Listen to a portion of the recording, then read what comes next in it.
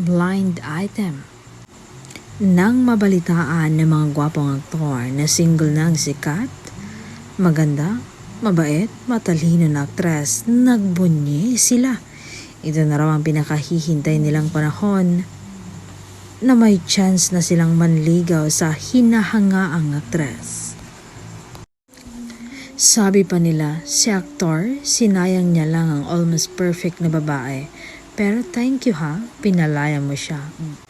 Baka mas deserve niya ang pagmamahal na isa sa amin kung sino ngang mas maswerte na sasagutin niya.